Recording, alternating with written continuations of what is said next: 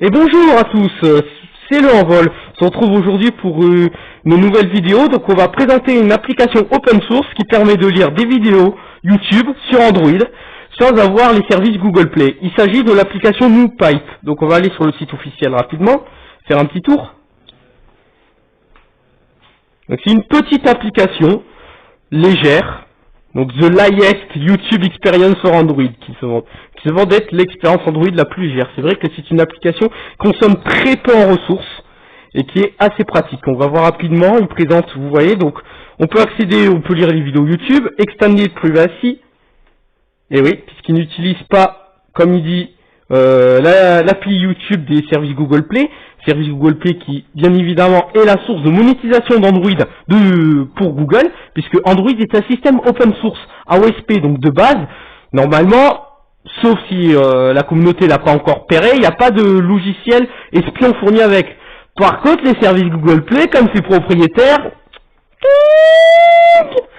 tiroir caisse en termes de données, voilà.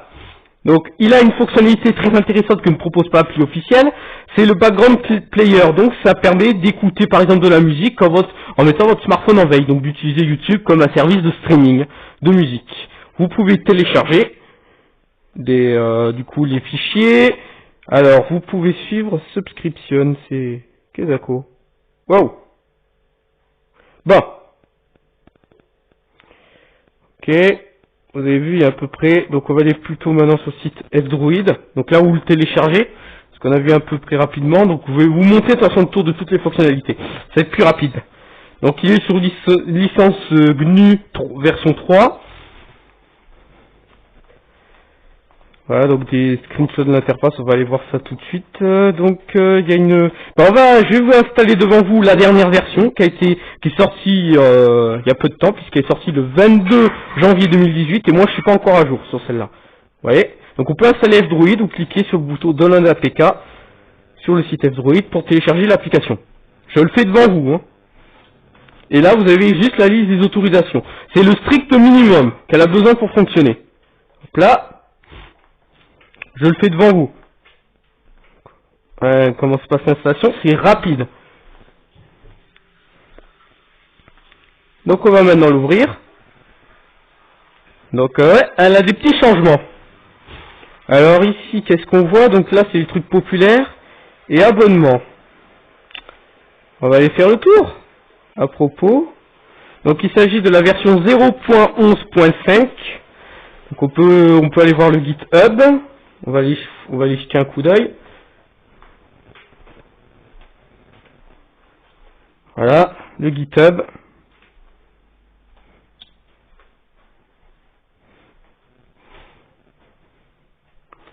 Support for live stream, d'accord.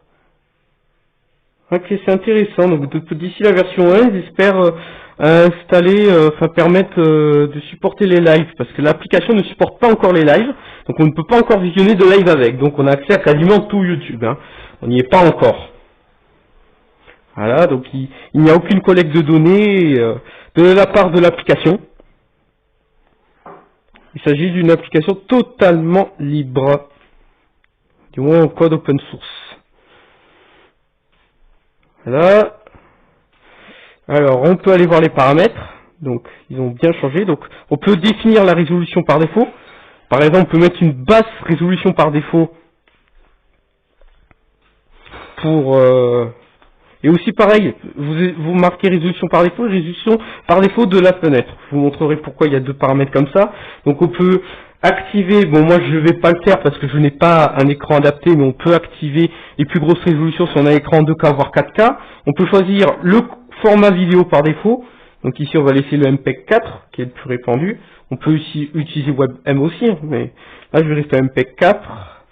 On peut utiliser un lecteur vidéo externe, un lecteur audio externe au besoin. Donc là, c'est des applications. On peut utiliser aussi l'ancien framework de l'application. On peut utiliser Kodi, ce qui est très pratique, même si je l'utilise pas personnellement, mais ça peut être très bien. Donc vous voyez, il y a pas mal d'options rien que pour la vidéo ou l'audio. Mais on a aussi les téléchargements, on peut indiquer là où on veut. L'apparence, je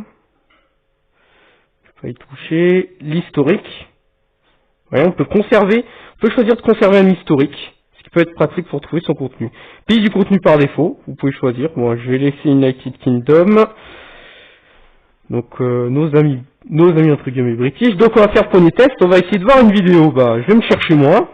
Comme ça au moins je suis sûr de pas me faire strike, parce que s'il me strike pour avoir montré mes propres vidéos, c'est qu'il est devenu complètement con l'algorithme quand même là. Voilà, donc je vais aller me regarder moi-même. Alors on va aller voir tout de suite. Ah tiens, alors il adapte la langue en fonction de l'IP. Et vous dites, ouais, mais attends mec, c'est pas écrit en français, les noms de vues et tout, bah ouais, parce que je suis derrière peut-être un VPN, les gars. Voilà, ça explique, donc on va mettre celle-là. Voilà, donc elle s'ouvre, donc on a, vous voyez, on a un nombre de vues, la description, il propose les vidéos suivantes, donc je clique. Et voilà, donc la vidéo va se charger, par défaut, en 360p. Et par exemple, si je peux choisir, je peux même, vous voyez, j'ai 1080p 60. On va essayer de se la mettre, comme ça. On va essayer de voir, parce que j'ai peut-être pas assez de débit. Hop. On retourne. Et vous voyez, ça tourne nickel Chrome. Vous avez peut-être pas le son, parce que je l'ai dans le casque. Mais j'ai le son. Donc je peux gérer le son. Vous voyez, donc là j'ai monté le son, il m'avertit. Voilà. Et la luminosité. Voilà. Et vous vous souvenez du mode fenêtré qui parlait tout à l'heure? C'est ça. Ce qui me permet de l'avoir partout. Point, point, point, point, point, point, point, point. Point, point, point, point, point, point, point. Point, point, point, point, point, point, point, point. Et voilà. Vous voyez, je peux cliquer sur la fenêtre. Pour arrêter, je peux changer la vitesse de lecture de la vidéo. J'ai envie de la mettre en 0,5 et je vais réduire la résolution aussi pour que ça bouffe moins. Puissance. Voilà, on va repasser en 160p et je vais mettre en 0,5 la vitesse. Donc là, la vidéo passe au ralenti. Je l'entends la musique. Je peux aussi faire l'effet inverse. Voilà, comme n'importe quelle vidéo YouTube. Et si je veux l'arrêter, bah, je peux cliquer là-dessus. Et je peux revenir en mode plein écran si je veux. Appuyer ici pour revenir là. Et voilà, la vidéo s'est arrêtée. Ou sinon, on peut faire autre chose. Si je le mets dans une fenêtre. Voilà. J'ouvre. Et je fais ça. Simple, non? Alors, le mode intéressant, c'est le mode arrière-plan. Parce que lui, il est chier. Puisque c'est le mode qui permet d'écouter la vidéo en background. Donc j'ai juste le son. Pas de votre gueule, vous voyez. Ça c'est cool là, vous voyez le temps. Et pourtant, on n'a aucune image à l'écran. Et moi, j'ai l'audio. Donc je vais juste stopper temporairement l'enregistrement pour vous montrer que je vous dis pas des conneries quand on a l'audio.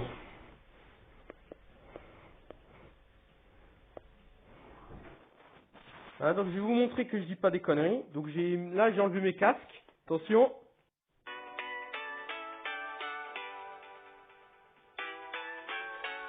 Vous voyez, c'est bien en background. Et si je mets mon smartphone en veille, il faudrait que j'utilise une caméra externe pour vous le montrer, mais vous aurez quand même l'audio. On va stopper. Hop là. Bien. Alors maintenant qu'on a vu ça, donc je vous ai montré les fonctionnalités principales qui permettent de lire une vidéo, de la mettre en mode fenêtré et même de juste avoir le son pour écouter de la musique par exemple. Ça c'est les fonctionnalités principales, entre guillemets, les plus importantes pour moi du lecteur. Ensuite une autre fonctionnalité assez sympathique, c'est la fonctionnalité de téléchargement. Je vais le montrer en téléchargement Donc je peux choisir la qualité de ma vidéo, je vais le montrer en choisissant le 144p pour avoir qu'un petit fichier, parce que c'est juste pour l'exemple. Je peux choisir de télécharger que l'audio si je veux, avec le codec audio de mon choix. Donc je vais montrer, donc là je vais télécharger juste la bande son de ma vidéo.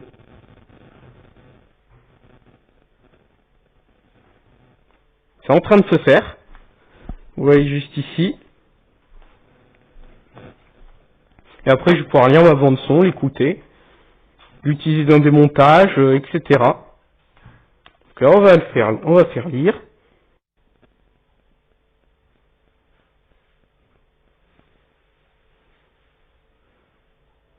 C'est marrant ça.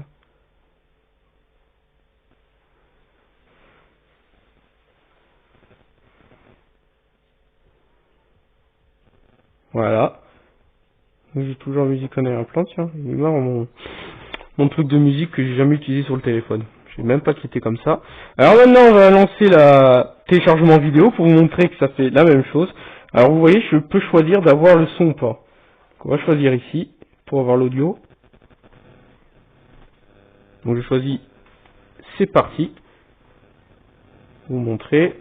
C'est en train de se faire, ça va prendre un peu de temps. Mais ça va se faire.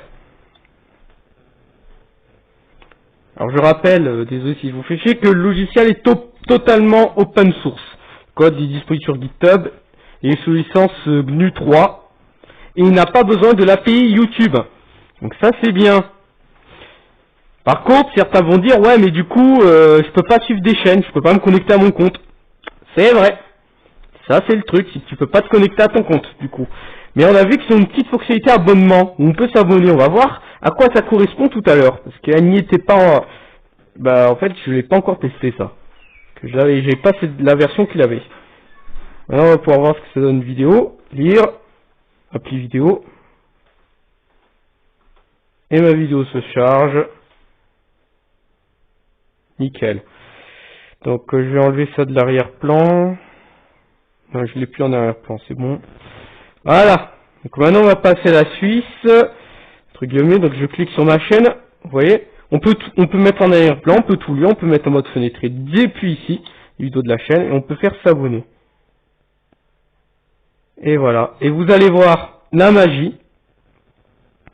On a vu de la nouvelle fonctionnalité. C'est que, en gros, vous pouvez voir les nouveautés d'une chaîne sans avoir de compte YouTube.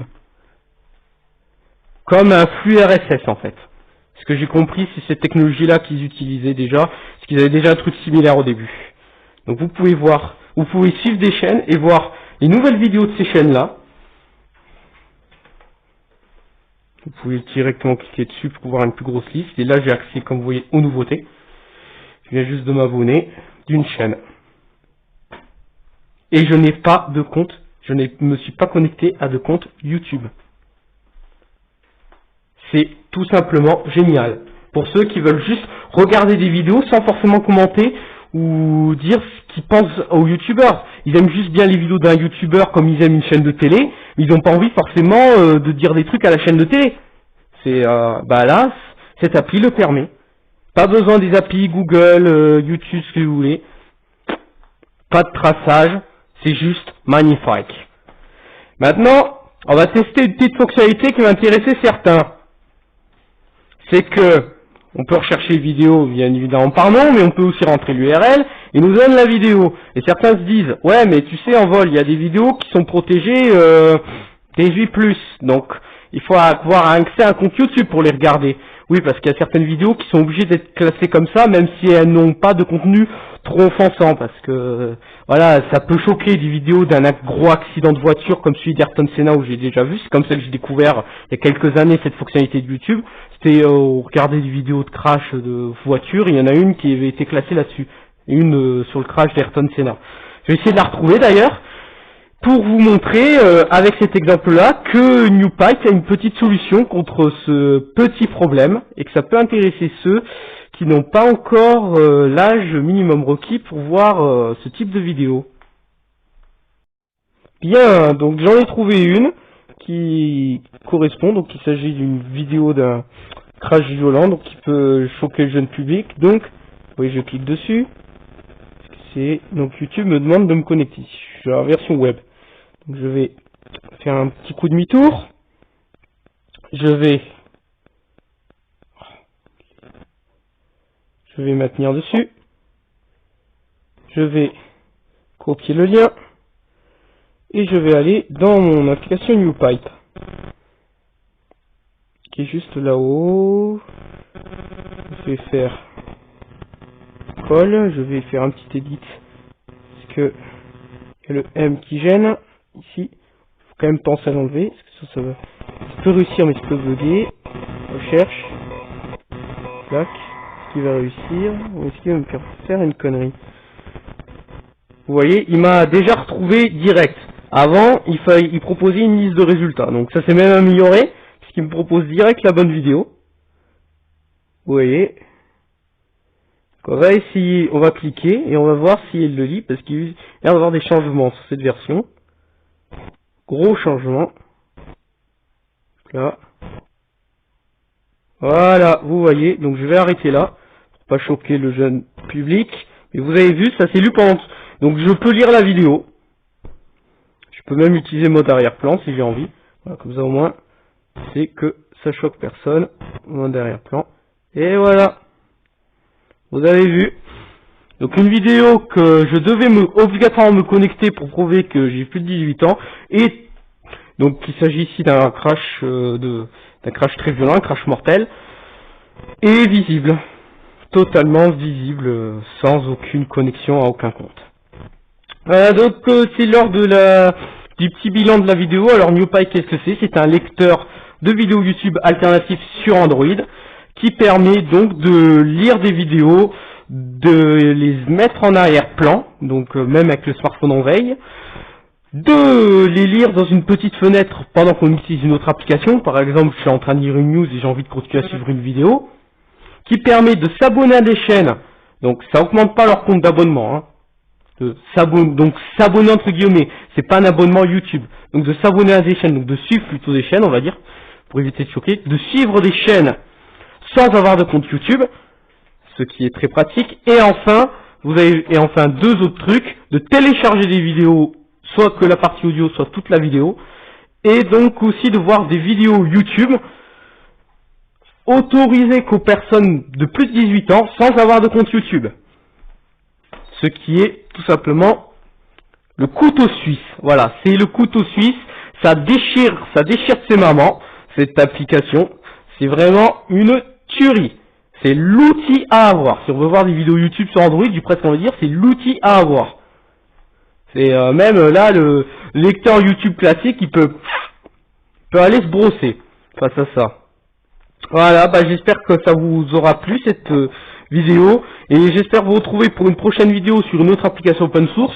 Et en parlant d'open source, cette vidéo a été intégralement filmée depuis une application open source qui s'appelle ScreenCam, et donc elle s'est aussi totalement produite en étant connectée derrière un VPN fourni gratuitement et généreusement par ProtonVPN. Merci pour cette vidéo, on se retrouve